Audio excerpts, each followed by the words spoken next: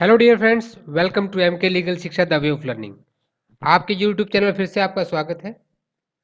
Dear friends, आज हम बात करेंगे आत्मरक्षा के बारे में, यानी कि राइट ऑफ प्राइवेट डिफेंस के बारे में। और फ्रेंड्स, अगर अभी तक आपने चैनल को सब्सक्राइब नहीं किया है तो आगे बढ़ने से पहले इसे सब्सक्राइब जरूर कर लें और साथ ही बेल आइकन को भी प्रेस करें, जिससे आपको नए वीडियोज़ के अपडेट्स मिलते रहें। इंडियन पीनल कोड, भारतीय दंड संहिता, राइट ऑफ प्राइवेट डिफेंस यानी कि आत्मरक्षा में आपका जो आत्मरक्षा का अधिकार है उसमें आप किसी को कितनी चोट पहुंचा सकते हैं और कब आप इस अधिकार को यूज कर सकते हैं। तो right of private defence under IPC 1860 यानी कि खुद की रक्षा किस हद तक की जा सकती है, जानिए क्या कहते हैं आपके आईपीसी के प्रावधान। ये हम इस वीडियो में आज जानेंगे। आईपीसी अगर मैं बात करूं तो सेक्शन 96 से सेक्शन 106 तक राइट ऑफ प्राइवेट डिफेंस की बात करते हैं। तो आगे चलते हैं अपने वीडियो के साथ। Right of private defence under IPC, पहले हम देखते हैं कि सभी धाराओं को, जो सेक्शंस हैं, उन्हें किस तरह से डिवाइड किया गया है। 96 सेक्शन जो है ये बात करेगा things done in private defence, जो चीज़ें प्राइवेट डिफेंस में की जाती हैं, यानी कि प्राइवेट डिफेंस को डिफाइन करता है सेक्शन 96। धारा 96 आपकी आत्मरक्षा की परिभाषा को परिभाषित करती है। सेक्शन 97 बात करता है right of private defence of body end of the property. ये बताता है कि प्राइवेट डिफेंस किस चीज़ों के अगेंस्ट में आप ले सकते हो। आप अपनी बॉडी के लिए प्राइवेट डिफेंस ले सकते हो, अपनी प्रॉपर्टी के डिफेंस में भी आप प्राइवेट डिफेंस ले सकते हो। 98 बात करता है कि जब कोई ऐसा व्यक्ति जो कि या तो चाइल्ड है, भाई अभी तक उसने मैच्योरिटी लेवल अचीव नहीं किया है, या कोई ऐसा व्यक्ति है जो इनसेन पर है, अनसाउंड माइंड का है, वो अगर आपके ऊपर अटैक करता है तो आप प्राइवेट टू डिफेंस का जो राइट है वो रहेगा कि नहीं रहेगा। 99 यह बात करेगा कि जो एक्ट है, जो ये एक्चुअली 99 क्या, ये लिमिटेशन है। लिमिटेशन इन द सेंस कि कब आप प्राइवेट, जो आपका प्राइवेट डिफेंस है, उस राइट को यूज नहीं कर सकते। ये 99 में तीन ऐसी कंडीशन बताई गई हैं जहां पे आप right of private defence use नहीं कर सकते, यानी कि यहाँ आपके पास आपका आत्मरक्षा का अधिकार नहीं रहेगा। तो सेक्शन 99 को सभी सेक्शंस के साथ पढ़ना है, क्योंकि ये कंडीशंस छोड़कर ही आप प्राइवेट डिफेंस यूज कर सकते हैं। सेक्शन 100 बात करेगा कि when the right of private defence of body extends to causing death, यानी कि प्राइवेट डिफेंस में अपनी आत्मरक्षा में आप सामने वाले की को मृत्यु कारित किन हालातों में कर सकते हैं, उसको डेथ कॉज कब कर सकते हैं, यानी कि जब कोई आपके ऊपर अटैक करता है और अपनी बॉडी के प्राइवेट डिफेंस में आप उसको जान से कब मार सकते हैं। सेक्शन 101 यह बात करेगा कि ये जो है, जो अदर देन दी डेथ है, सेक्शन 100 में हमने बात की डेथ की, तो फिर डेथ के अलावा जो हार्म है, आप भाई सामने वाले को कितना हार्म पहुंचा सकते हैं। जनरल लोगों में ये एक डाउट रहता है कि भाई हम प्राइवेट डिफेंस में कितनी चोट पहुंचा सकते हैं सामने वाले को। तो सेक्शन 100 और सेक्शन 101 आपको यही बताते हैं कि सेक्शन 100 में जो कंडीशन दी गई है, उन कंडीशंस में टोटल 6 कंडीशंस हैं यहाँ पे, आप सामने वाले को डेथ कॉज कर सकते हो। और सेक्शन 101 बताता है आपको कि उन कंडीशंस को छोड़ के जितना आपकी बॉडी के ऊपर डेंजर है, आप उतना ही रिपेल कर सकते हो, उतना ही उसके ऊपर काउंटर अटैक कर सकते हो। अभी 102 यहाँ पे बात करेगा कि कमेंसमेंट कब होगी, कब ये right to private defence existence में आता है और कब तक ये रहता है। जब आपकी बॉडी जैसे ही डेंजर में आती है ये स्टार्ट हो जाता है, और जब तक आपकी बॉडी डेंजर में रहेगी तब तक ये जो राइट है आपके पास रहेगा। सेक्शन 103 बात करेगा कि भाई अभी अतः हम बात करते थे बॉडी की, दूसरा क्लॉज हमने कहा था कि प्रॉपर्टी भी, प्रॉपर्टी आपकी खुद की भी हो सकती है, किसी और की भी हो सकती है। उसमें कोई रॉबरी कर रहा है, कोई थेफ्ट है, कोई मिसचीफ है, तो इन कंडीशंस में कोई अभी आपको डिस्पोजेस कर रहा है आपकी प्रॉपर्टी से, तो इन दोज केसेस आप प्रॉपर्टी के अगेंस्ट में प्राइवेट डिफेंस ले सकते हैं। लेकिन अब उसमें आप डेथ कब कॉज कर सकते हैं, तो टोटल 4 कंडीशन है, उनको हम पढ़ेंगे। उसके बाद आ जाइए सेक्शन 104 पे। कि ऐसे राइट्स जो है अदर देन डेथ क्या होंगे। जैसे 101 में हमने बात की थी, वही बात ये प्रॉपर्टी से रिलेटेड यहाँ 104 में कर रहा है। सेक्शन 105 बिल्कुल 102 वाली बात कर रहा है। 102 और 105 दोनों सेम है। 102 बात करता है आपका बॉडी के लिए और 105 बात करता है आपके प्रॉपर्टी के लिए। अब एक कंडीशन आ जाती है कि आपने बहुत जगह देखा होगा कि राइट्स हो रहे हैं। मान लीजिए कोई भीड़ है, वो किसी व्यक्ति के ऊपर हमला बोल देती है, तो व्यक्ति क्या करेगा, अपना प्राइवेट डिफेंस कैसे लेगा। यहाँ पे उसको ये पता है अगर मैं भीड़ पे गोली चलाता हूँ तो हो सकता है अभी किसी इनोसेंट व्यक्ति की जान भी चली जाए। तो क्या उस केस में उसके पास राइट टू प्राइवेट डिफेंस रहेगा?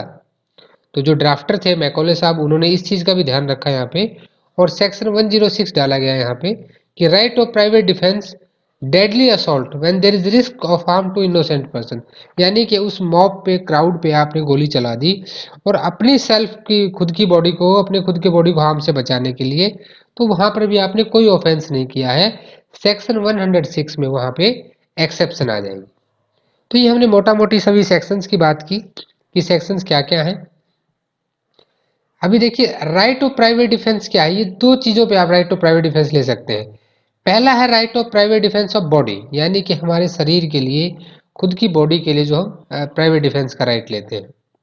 दूसरा आ जाता है यहाँ पे कि right of private defence of property. भाई अब देखिए बॉडी के बाद क्या आता है, प्रॉपर्टी आती है, जिसमें आपकी मूवेबल और इमूवेबल दोनों प्रॉपर्टी इंक्लूड है। यहाँ पे ये कंफ्यूजन बिल्कुल नहीं रखना है कि ये प्रॉपर्टी सिर्फ भाई आपका प्लॉट होगा, आपका हाउस हो सकता है, आपका ऑफिस हो सकता है, नहीं। ये मूवेबल भी हो सकती है और इमूवेबल भी हो सकती है। मान लीजिए आपके पास ज्वेलरी का बैग है, कोई उसे छीन रहा है, तो वहां पर भी आप right to private defence use कर सकते हैं। अभी हम सेक्शंस की थोड़ी सी लैंग्वेज को समझेंगे और साथ साथ कुछ केस लॉज भी डिस्कस करेंगे, जिससे चीजें हमें ज्यादा से ज्यादा क्लियर हो जाएंगी। सबसे पहले सेक्शन 96 ये कहता है कि things done in private defence, यानी कि प्राइवेट डिफेंस के बारे में इसने बताया है कि कोई भी ऐसा ऑफेंस नहीं माना जाएगा, ऐसा कोई भी आपका एक्ट ऑफेंस नहीं माना जाएगा जो आपने अपने प्राइवेट डिफेंस के लिए किया है। भाई खुद के बचाव के लिए की गई चीजें, बिकॉज खुद को बचाना हर एक व्यक्ति की का सबसे बड़ा राइट है। Everyone has the right to defend his own body and his own property also. ठीक है, और ये जो राइट है ये हर एक फ्री कंट्री अपने सिटीजन्स को देती है और पूरे वर्ल्ड का कोई भी जो लीगल सिस्टम है वो इसको ऑफेंस नहीं मानता है। तो 97 अब आपको बताएगा कि जो right of private defence of body and property, यानी कि जो राइट ऑफ प्राइवेट डिफेंस था वो कब ले सकते हो आप, अपनी बॉडी पर भी और प्रॉपर्टी पे भी। Every person has a right subject to the restrictions contained in section 99। देखिए सेक्शन 99 यहाँ पे बोल्ड है, आप इसे समझ जाएंगे कि जो सेक्शन 99 है उसमें कई सारी रिस्ट्रिक्शंस दे रखी हैं। उन रिस्ट्रिक्शंस को छोड़ के, यानी कि वहाँ टोटल 3 रिस्ट्रिक्शन दी गई है, तो उन तीनों रिस्ट्रिक्शन को छोड़ के बाकी जब आपकी बॉडी पे या प्रॉपर्टी पे कोई डेंजर आता है तो आप अपना right to private defence use कर सकते हैं। आप अपनी आत्मरक्षा को वहां पे कारित कर सकते हैं। देखिए अभी सेक्शन 97 में दो क्लोज दिए गए हैं। पहला ये बात कर रहा है कि क्या है राइट ऑफ प्राइवेट डिफेंस, भाई अपनी खुद की body and the body of any other person against any offence affecting the human body.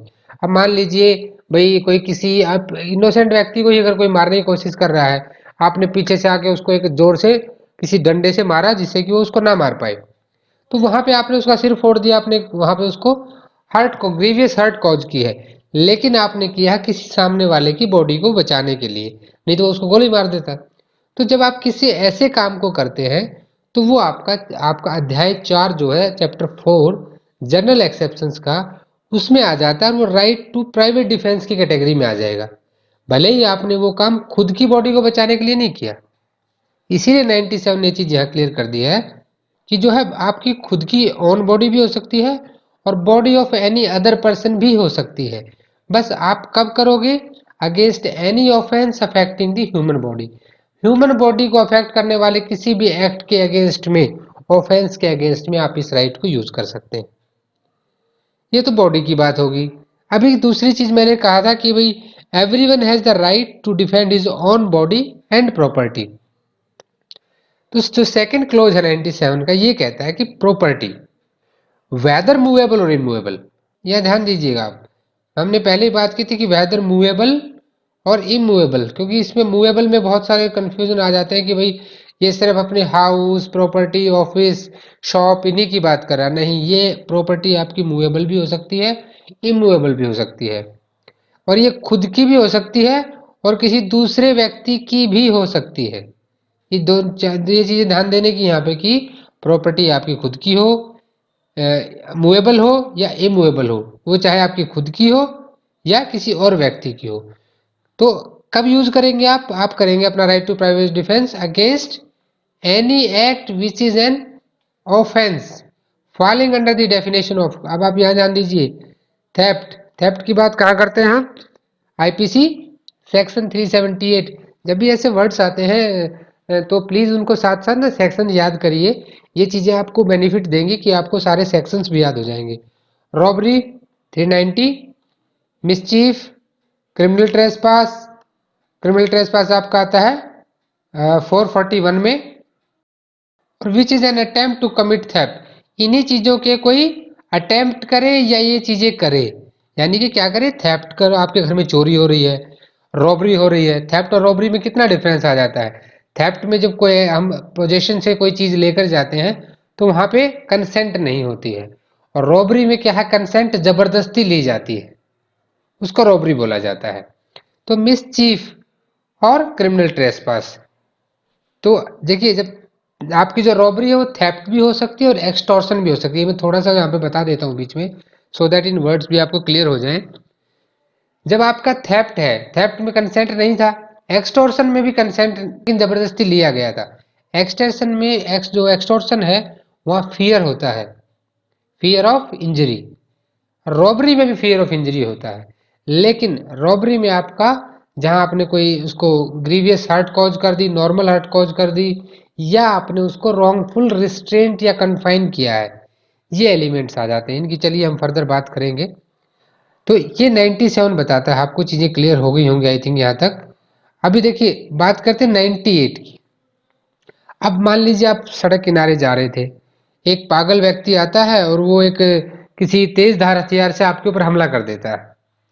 अब भाई वो, अगर हम जनरल एक्सेप्शन में देखेंगे तो हमने सेक्शन 84 में, धारा 84 में हमने पढ़ा था कि कोई भी अगर पागल व्यक्ति कोई ऐसा अपराध कारित कर देता है तो उसे सजा नहीं होगी, क्योंकि वो जनरल एक्सेप्शन में आ जाएगा। भाई जब उसके पास तो डिफेंस है, लेकिन मेरी तो बॉडी को नुकसान पहुंच जाएगा ना।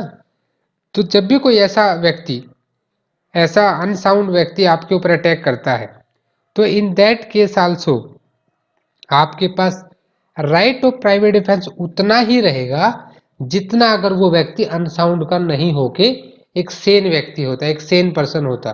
यानी कि अगर वो पागल नहीं होता, नॉर्मल इंसान होता, तो और तब आपके ऊपर हमला करता, तो तब जो राइट ऑफ प्राइवेट डिफेंस होता वही आपके पास फिर भी रहेगा। तो सेक्शन 98 बात करता है right of private defence against the act of person of unsound mind. When an act which would otherwise be a certain offense is not that offense by reason of youth, the want of maturity। देखिए the want of maturity का यहाँ पे मतलब समझिए, बेर act में सारा खेल वर्ड्स का होता है। the want of maturity मतलब हो कि वो 7 साल से छोटा है और 7 से 12 के बीच भी हो सकता है, ठीक है। दी अनसाउंडनेस ऑफ माइंड, भाई वो अनसाउंड है, पागल है, वो किसी इंटॉक्सिकेशन में है। इंटॉक्सिकेशन की हमने कहाँ बात की थी, सेक्शन 85 में, जब आपकी विल के अगेंस्ट दे दी जाए, और 86 में क्या था भाई, जब भाई आपने खुद से ले लिया हो तब की बात ही करेगा। तो अगर ऐसा व्यक्ति जो कि मैच्योर नहीं है, अनसाउंड माइंड का है या इंटॉक्सिकेशन में है, और वो आपके ऊपर अटैक कर देता है, या फिर कोई मिसकंसेप्शन, ये वर्ड मिसकंसेप्शन को यहाँ क्लियर कर देता हूँ मैं, कि मान लीजिए कोई ऐसा व्यक्ति है भाई जिसने, जैसे हमने 79 में क्या बात की थी कि जस्टिफाइड बाय लॉ। अब भाई मान लीजिए वो खिड़की से पड़ोसी घुस रहा था, और ये भाई साहब क्या किए कि भाई इन्होंने लगा कि चोर घुस रहा है, और एक मतलब डंडा लेके उसको जोर से मारने लगे, तो उस वक्त उसकी बॉडी को हार्म पहुंच रहा है ना भाई। हालांकि ये जो कर रहा है ये भी ऑफेंस नहीं है अंडर सेक्शन 79, लेकिन जो सामने वाला बंदा जिसको चोर समझ के पीटा जा रहा है, उसके पास भी राइट ऑफ प्राइवेट डिफेंस उतना ही है, क्योंकि जो पिटाई उसकी हो रही है वो मिसकंसेप्शन में हो रही है। तो इन सब में भी व्यक्ति अगर आपके ऊपर हमला करता है तो इन दैट केस जो आपका राइट ऑफ प्राइवेट डिफेंस है against that act which would have if the act were that offence, यानी ये क्या कह रहा है, अगर वो ऑफेंस होता, ऑफेंस कब होता, जब वो व्यक्ति अनसाउंड माइंड का ना होता, वो व्यक्ति इमेच्योर ना होता, उसने इंटॉक्सिकेशन नहीं कर रखा होता, वो काम मिसकंसेप्शन में नहीं हो रहा होता, यानी कि तो भी आपके पास राइट टू प्राइवेट डिफेंस रहेगा। इलस्ट्रेशन दे दिया यहाँ पे, वो भी पढ़ लेते हैं। क्योंकि देखिए जो क्वेश्चंस आपके आते हैं एग्जाम पॉइंट ऑफ व्यू से, जो बेयर एक्ट में आपके इलस्ट्रेशन दे रखे हैं उन इलस्ट्रेशन से कई बार प्रॉब्लमेटिक क्वेश्चन उस वहीं से आते हैं, वो सेम आपके इलस्ट्रेशन एक्सप्लेनेशन वही आ जाती हैं, तो इनको जरूर पढ़ा करें। Z under the influence of madness, Z जो है वो थोड़ा पागल है। अटेम्प्ट टू किल ए, वो किल ए को मारने की कोशिश करता है। तो जेड क्या है, जेड ने तो कोई ऑफेंस नहीं किया, अभी वो तो पागल था। तो बट ए ने तो क्या है, ए के पास वो सेम राइट रहेगा प्राइवेट डिफेंस का जो अगर जेड पागल नहीं होता तब वो अटैक करता, यानी कि हमारे जो प्राइवेट डिफेंस का राइट है उसमें कोई फर्क नहीं पड़ता कि ए जो था, एक ए व्यक्ति था ए, ये अपने घर में घर रात में घुस रहा था जहां ये लीगली इंटाइटल है, मतलब इसी का घर था। तो जेड जो था पड़ोसी, उसने क्या किया गुड फेथ में, देखिए यहाँ पे क्या किया, गुड फेथ था, उसको लगा कि जो ए है वो कोई हाउस ब्रेकर है, चोर है, सेंध लगा रहा है, तो उसने क्या किया अटैक कर दिया ए के ऊपर, जेड ने। देखिए यहाँ जेड ने जो है, जेड सेक्शन 79 के हिसाब से जेड ने कोई क्राइम नहीं किया है क्योंकि उसने मिसकंसेप्शन में ए के ऊपर अटैक किया है। ठीक है, तो उसने कॉमिट्स नो ऑफेंस। तो यहां तक आपको देखिए, यहां तक भी एक क्वेश्चन आपका बन जाता है, कॉमिट नो ऑफेंस तो किसमें भाई, जो सेक्शन आपका 79 है। लेकिन A has the same right of private defence against Z which would have if Z were not acting under misconception. मान लो अब जेड को पता था कि इसी का घर है, लेकिन फिर भी वो क्रिमिनल इंटेंशन से उसको पीटना चाहता है, उसके ऊपर अटैक कर देता है, तो भी ए के पास जो राइट है वही राइट यहां रहेगा। अभी 99 की बात कर लेते हैं। देखिए 99 क्या है कि ऐसे कौन से एक्ट हैं जिनके अगेंस्ट में आप प्राइवेट डिफेंस यूज नहीं कर सकते। ये भाई ऐसे एक्ट है जिन पे ये लिमिटेशन लगा दी गई है कि अगर ऐसे एक्ट होंगे तो आप नहीं यूज कर सकते। सबसे पहला क्या होता है कि there is no private defence against an act which does not reasonably cause the apprehension of death or of the grievous hurt if done और अटेम्प्टेड टू बी डन। यहाँ पे कोई भी आत्मरक्षा का अधिकार आपके पास नहीं रहेगा किसी ऐसे कार्य के खिलाफ जो कि रीजनेबली क्या कॉज नहीं करता है, अप्रहेंशन ऑफ डेथ और ग्रीवियस हर्ट कॉज नहीं करता है। इफ डन और अटेम्प्टेड टू बी डन, या तो वो किया गया है या उसे करने की कोशिश की गई है बाय ये पब्लिक सर्वेंट। यहाँ सबसे ध्यान देने की चीज क्या है कि पब्लिक सर्वेंट का एक्ट है। पब्लिक सर्वेंट हमने कहाँ पढ़ा था, पब्लिक सर्वेंट हमने कहाँ पढ़ा था, इस कहाँ डिफाइन है, 21 में, section 21 IPC. And acting in good faith, और वो गुड फेथ में एक्ट करना, ऐसा नहीं है कि भाई वो जैसे हमने सेक्शन 77 में क्या पढ़ा था, एक्ट ऑफ द जज, तो वहां पे he must acting judicially in a good faith in official capacity, तो फेथ उसका गुड होना चाहिए, क्रिमिनल इंटेंशन नहीं होनी चाहिए। और he must acting under the colour of his office, अपनी ऑफिशियल कैपेसिटी में कर रहा हो, थ्रू दो एंड दैट एक्ट में not be strictly justified by law, हो सकता है कि वो कानून से जस्टिफाइड ना हो। ठीक है, तो वहां राइट ऑफ प्राइवेट डिफेंस नहीं रहेगा आपके पास। अब जैसे आपने कभी देखा कि लाठी चार्ज कर दिया पुलिस ने भाई, ठीक है, हालांकि किसी को पीटना लीगली नहीं है, लेकिन जब किसी को डंडा मारा गया तो उसकी बॉडी को हार्म हुआ, लेकिन उसके पास प्राइवेट डिफेंस ये नहीं है कि वो भी डंडा उठा के पुलिस वाला सिर फोड़ दे। अगर वो पुलिस वाला सिर फोड़ेगा तो उसको सजा मिलेगी वहां पे, तो वो सेक्शन 99 में वहां पे उसके पास राइट ऑफ प्राइवेट डिफेंस नहीं है। दूसरी चीज यहाँ पे क्या आ जाती है कि सेम चीज है बट यहाँ जो काम हो रहा है, यहाँ पब्लिक सर्वेंट खुद नहीं कर रहा, यहाँ पे जो काम कर रहा है वो उसकी डायरेक्शन पे हो रहा है, डायरेक्शन ऑफ पब्लिक सर्वेंट है। ठीक है, जैसे पब्लिक सर्वेंट कौन हो गया वहां पे, भाई एसपी है वो पब्लिक सर्वेंट है, उसके कहने पे पुलिस वाले ने मार दिया, तो वहां एसपी की डायरेक्शन थी। तो अगर उसके डायरेक्शन में भी हो रहा है और वहां भी सबसे जो इम्पोर्टेंट एलिमेंट है वो आपका गुड फेथ है, और ये भी है कि under the colour of his office. ऐसा नहीं है कि अपनी मर्जी से बिना किसी ऑफिशियल कैपेसिटी के किसी को पीट देगा वो। और हो सकता है कि जो डायरेक्शन उसने दी है that may not be strictly justifiable law, ऐसा नहीं है कि बिल्कुल भाई इलीगल होंगी, बट जस्टिफिएबल बाय लॉ लिखा है यहाँ पे, यानी कि कानूनी तौर पर हो सकता है उन चीजों को गलत माना जाए उसकी जो निर्देश है, लेकिन अगर किसी पब्लिक सर्वेंट के, किसी लोक अधिकारी के निर्देशों के ऊपर कोई ऐसा कार्य किया जाता है, ठीक है, विच डज नॉट रीजनेबली कॉज, जो कि आपकी मृत्यु या आपको बहुत ही मतलब बड़ा आघात ना पहुंचाए, जो आपको ग्रीवियस हर्ट ना पहुंचाए, आपको डेथ कॉज ना करे, उसके अलावा अगर कोई आपके साथ कुछ कर रहे हैं वो, तो आपके पास राइट टू प्राइवेट डिफेंस नहीं होगा। और जो लास्ट कंडीशन यहाँ पे है वो है कि यहाँ पे there is no right of private defence in case in which there is a time to have resource to protection the public authorities. देखिए ये चीज क्या है, ये बिल्कुल अलग है, उन पब्लिक सर्वेंट के पहले दोनों थे। ये क्या कह रहा है कि भाई आपके पास टाइम था कि आप पुलिस के पास जा सकते थे, आप किसी पब्लिक अथॉरिटी के पास जा सकते थे, ठीक है, लेकिन आपने वो नहीं किया, आपने सीधा राइट टू प्राइवेट डिफेंस कर दिया। इट मीन्स तो आपने अपना राइट टू प्राइवेट डिफेंस वहां पे खो दिया है। Extent to which the right may be exercised, right of private defence in no case extend, ये क्या बात कर रहे हैं अभी, कितना बढ़ सकता है, राइट टू प्राइवेट डिफेंस कहां तक जा सकता है। तो राइट टू प्राइवेट डिफेंस जो है किसी भी हालात में, no case extend to the inflicting of more harm than it is necessary to inflict for the purpose of defence, आपके बचाव के लिए जितना जरूरी है ना भाई उतना ही जाना चाहिए, उससे ज्यादा नहीं। तो ये मतलब कौन, ये चीज उन लोगों के लिए क्लियर करती है जिनको ये डाउट होता है कि हम कितना कर सकते हैं। तो इसको थोड़ा नोट कर लें, ये बड़ी इंपॉर्टेंट चीज है।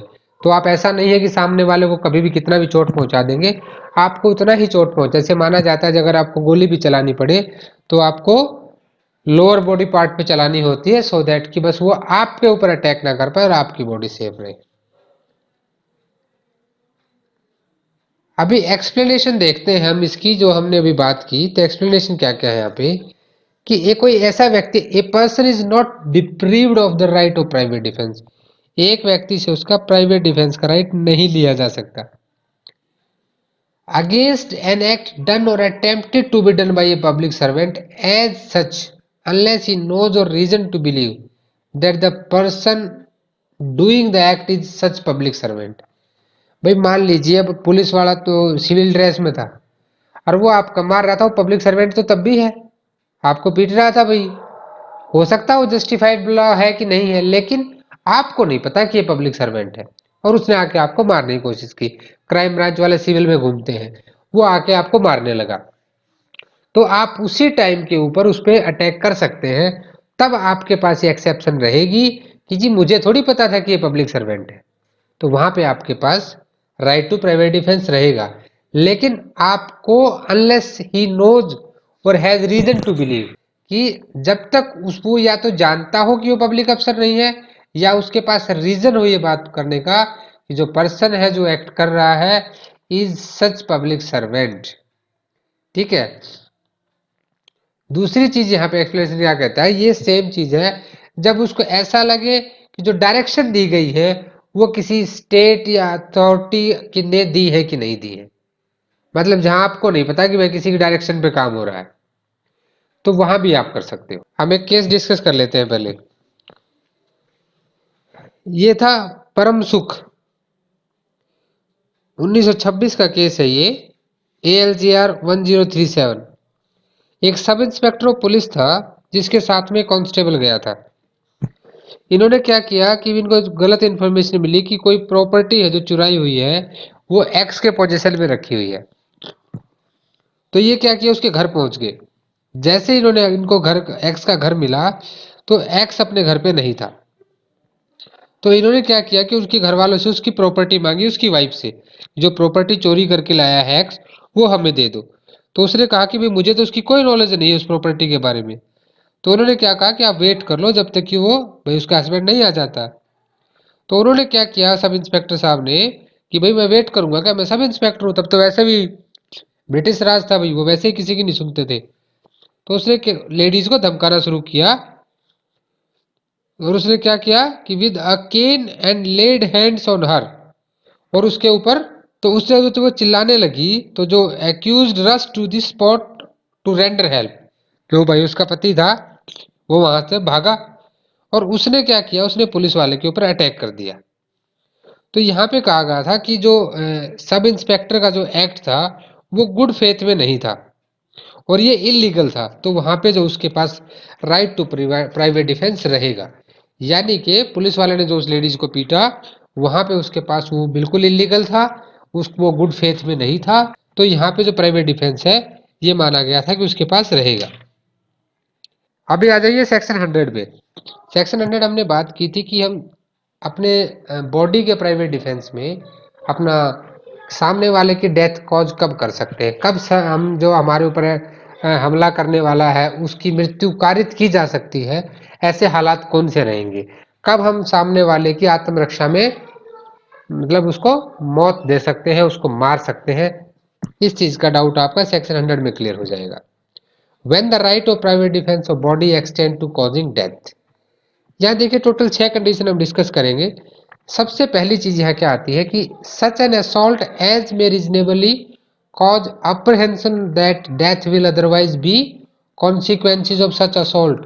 अब सामने वाला भी गन कॉक करके खड़ा है आपके सामने, वो ट्रिगर दबाने वाला है, तो ऐसे में क्या है आप भी उस पर गोली चला दो और ऐसे हालात में अगर आपने उसको मार दिया तो आपने इस जो सेक्शन 100 है इसके फर्स्ट क्लोज के तहत अपना आत्मरक्षा के अधिकार का इस्तेमाल किया है। दूसरा यहाँ पे आ जाता है कि कोई ऐसा assault as may reasonably cause the apprehension that grievous hurt will otherwise be the consequences of such assault, कि बहुत ज्यादा ग्रीवियस हर्ट आपको पहुंच सकती है। ठीक है, कोई तलवार लेकर मारेगा, तलवार हाथ कट जाए, ठीक है भाई, पैर कट जाए, कान कट जाए, ठीक है, दोनों पैरों के बीच में मारे कोई खींच के लात, तो ग्रीवियस हर्ट का सबसे पहला एलिमेंट है ना वो मैकुलेशन, तो भी आप उसको डेथ कॉज कर सकते हैं। तीसरा है कि अगर कोई किसी महिला के साथ बलात्कार करने की कोशिश करता है, इंटेंशन ऑफ कमिटिंग रेप, कोई ऐसा असॉल्ट है जो कि लगता है कि भाई महिला का रेप हो जाएगा, तो उस कंडीशन में महिला उसको जान से मार सकती है।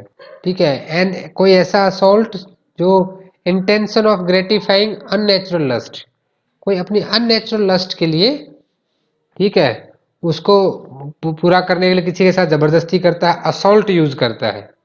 असॉल्ट का आपको अच्छे से क्लियर होगा कि असॉल्ट क्या होता है। ठीक है, क्रिमिनल फोर्स आप पढ़ते हैं यहाँ पे, फोर्स, क्रिमिनल फोर्स और असॉल्ट, ये आपका 351 में आता है असॉल्ट। तो जब कोई ऐसा असॉल्ट यानी जो शरीर के खिलाफ किया गया कोई ऐसा बल का प्रयोग जिससे कोई अपना जो एक्ट है सामने वाला वो करना चाहे आपकी इच्छा के विरुद्ध, उसे असॉल्ट कहा जाता है। पांचवा यहाँ पे है कि कोई किसी को किडनैप करना चाहता है या एबडक्ट करना चाहता है, ऐसी इंटेंशन अगर लग रही है तो वहां पर भी जो सामने वाला है हमलावर है उसकी मृत्यु कारित की जा सकती है। सिक्स्थली यहाँ पे क्या है कि N assault with the intention of wrongfully confinement under the circumstances which may reasonably cause him apprehend that he will be unable to have recourse to public authorities for his release। मान लीजिए किसी ने आपको बंदी बना लिया है और आपको कोई ऐसे हालात नहीं दिख रहे कि आप अपनी आज़ादी के लिए किसी भी अथॉरिटी के पास जा सकते हैं, कहीं भी अप्रोच कर सकते हैं, आप उसकी कैद में ही रहेंगे, तो इन हालातों में भी आप उसकी डेथ कॉज कर सकते हैं। अभी यहीं पे क्या है कि एक और चीज ऐड हुई थी, मैंने आपको 6 ही बोले थे, सातवां क्यों नहीं बताया, क्योंकि 6 ही थे, सातवां ऐड किया गया था। तो उसके लिए 2013 में जो क्रिमिनल अमेंडमेंट्स किए गए थे, बहुत सारे क्रिमिनल अमेंडमेंट तब हुए थे, निर्भया वाले केस के टाइम की बात है शायद ये। तो उस वक्त देखिए एक चीज ऐड की गई यहाँ पे सेवंथली, यानी कि जहाँ पे एक आप डेथ कोज कर सकते हो, ऐसी एक और चीज यहाँ पे ऐड की गई कि कोई भी ऐसा एक्ट है जो थ्रोइंग और administering act of throwing or administering acid or an attempt to throw or administer acid which may reasonably cause the apprehension that grievous hurt will otherwise be consequences of such act। मान लीजिए कोई किसी लड़की के ऊपर acid फेंकना चाहता है, वो उसे जान से मार सकती है, और इस सेक्शन के तहत वो जनरल एक्सेप्शन में आएगी। And she has done no offence, उसने कोई अपराध नहीं किया है। यहाँ पे मैं दो चीजें और बात डिस्कस करना चाहूंगा कि देखिए यहाँ पे दो चीजें इसके साथ में और ऐड हुई थी, 326A एंड 326B। ये क्रिमिनल अमेंडमेंट एक्ट 2013 में 7th, ये जो मैंने लिखा है नीचे, ये लिखा गया है सिर्फ इसके लिए, ओनली 7th ऐड की गई थी 2013 में, उससे पहले 6 ही थी।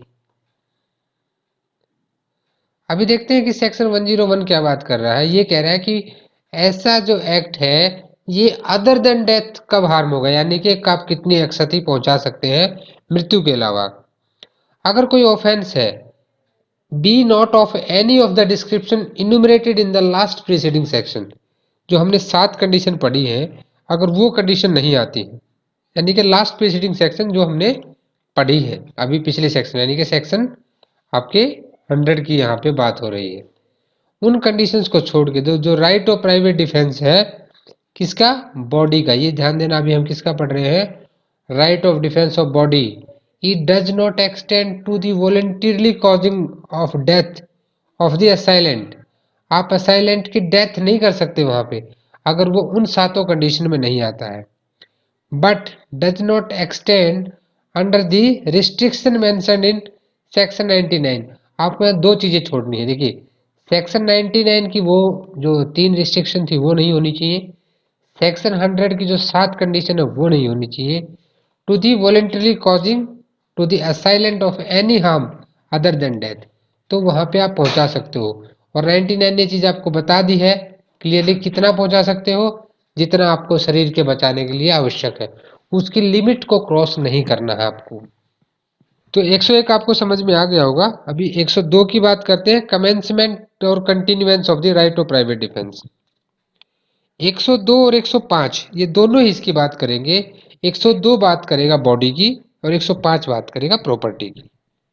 इसमें केस था दियो Narayan versus state of Uttar Pradesh. आपका ये 1973 का केस है। यहाँ पे सुप्रीम कोर्ट ने क्या कहा था कि जो राइट टू प्राइवेट डिफेंस है वो प्रिवेंटिव नेचर का है। देखिए दो चीजें होती हैं, एक आपका होता है पनिटिव नेचर, जहाँ पे किसी को पनिशमेंट टाइप का बात हो गई, एक होता है प्रिवेंटिव नेचर।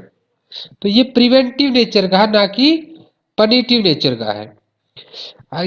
अगर if after the sustaining serious injuries there is no apprehension of further danger to the body, मान लो किसी ने मेरा 4-5 लाठी मार दी और उसके बाद मेरी शरीर को कोई खतरा नहीं है, तो वहां पे क्या है, जो राइट टू प्राइवेट डिफेंस है वो अवेलेबल नहीं रहेगा। But to say that appellant could only claim the right to use force after he had sustain assault, वो फिर बाद में ये केस कर सकता है कि मेरे को मारा गया, ठीक है, लेकिन जैसे आपकी बॉडी उससे निकल जाती है खतरे से, वहां पे आपका राइट टू प्राइवेट डिफेंस खत्म हो जाता है। तो इस केस में ये चीज बिल्कुल क्लियर हो गई है कि right to private defence of body commences as soon as reasonable apprehension of danger to the body arises. जैसे मुझे कोई मारने लगा, मेरे पास राइट टू प्राइवेट डिफेंस आ गया। ये थोर के हथौड़े के जैसा है, जैसे अटैक का हथौड़ा आपके हाथ में, ठीक है, और जैसे ही सामने वाले ने डेंजर हटा दिया वैसे हथौड़ा गायब, वैसे आपका राइट टू प्राइवेट डिफेंस चला जाता है। तो ये राइट टू प्राइवेट डिफेंस में आपका अधिकार कब शुरू स्टार्ट होता है और कब तक आपके साथ रहता है, ये सेक्शन 102 ने बताया। किसके लिए, right to private defence of the body.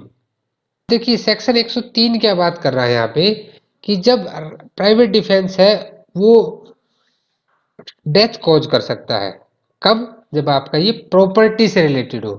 100 में हमने किसकी बात की थी, आपकी बॉडी की, और यहाँ हम बात करेंगे प्रॉपर्टी की, ठीक है। तो यहाँ पे सिर्फ 4 ही चीजें हैं।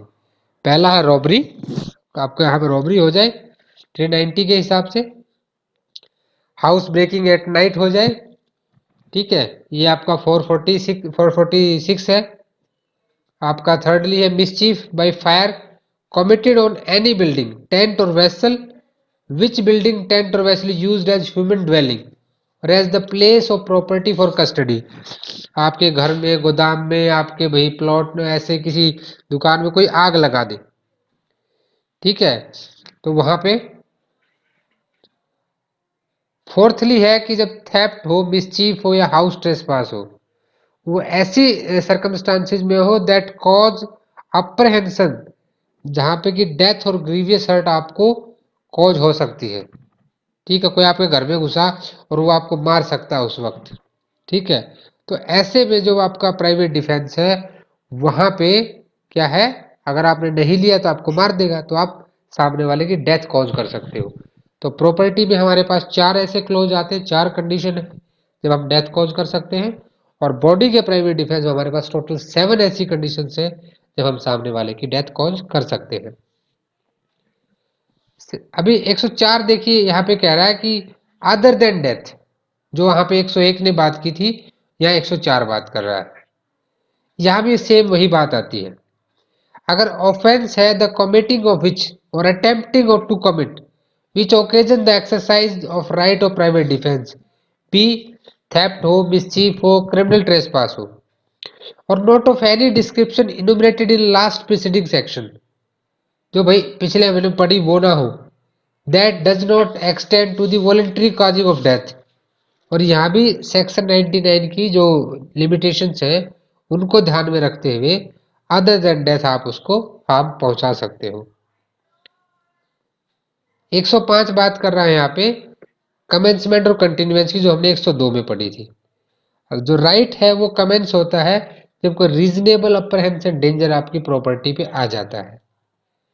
जो राइट ऑफ प्राइवेट डिफेंस है अगेंस्ट द थेफ्ट कंटिन्यू रहता है जब तक कि ऑफेंडर ने his retreat with the property or either assistance of the public authorities obtained, जब तक पुलिस नहीं आ जाती, कोई सहारा नहीं मिल जाता, या फिर आपको आपकी प्रॉपर्टी रिकवर नहीं हो जाती, जब तक आपके पास राइट टू प्राइवेट डिफेंस रहता है। The right of private defense of property against robbery continues as long as the offender cause or attempt to cause to any person death or hurt or wrongful restraint।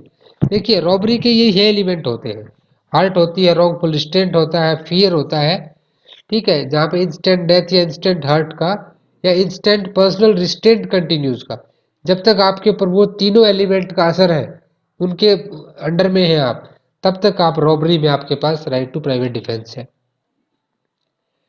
और criminal trespass और mischief में तब तक आपके पास ये रहेगा जब तक कि ऑफेंडर अब क्रिमिनल ट्रेसपास या मिसचीफ करता रहेगा, जब तक उसका प्रोसेस कंटिन्यू है तब तक आपके पास राइट टू डिफेंस भी कंटिन्यू है। उसने अपना काम खत्म कर दिया, आपका भी राइट टू प्राइवेट डिफेंस खत्म हो गया। अभी 106 में देखो हमने वही बात की थी कि जब कोई मान लो अनइनोसेंट पर्सन, जो हमने सबसे पहले बात की, भीड़ भड़ाके में एक भीड़ ने आपके ऊपर हमला कर दिया, क्राउड ने, मॉब आ गई अटैक करने के लिए, तो इन दैट कंडीशन क्या है कि भाई आपको बचाने के लिए एक इनोसेंट पर्सन की भी जान लेनी पड़ेगी, तो वो इस एक्सेप्शन में आ जाता है। अब इसका इलस्ट्रेशन ही इसकी क्लियर कर देगा, बेर एक्ट की लैंग्वेज आप खुद भी पढ़ सकते हैं। A is attacked by a mob, एक भीड़ ने ए के ऊपर हमला कर दिया, who attempt to murder him, जो उसको जान से मारना चाहती है, he can not effectually exercise his right of private defence, वो भाई ऐसे तो प्राइवेट डिफेंस का इफेक्टिवली तो यूज नहीं कर सकता, without firing on the mob, एक आदमी से लड़ सकता, दो से लड़ सकता है, अब भाई रजनीकांत तो है नहीं जो सबसे लड़ाई कर लेगा, तो उस केस में क्या है, he cannot fire without risk of harming young children who are mingled with the mob।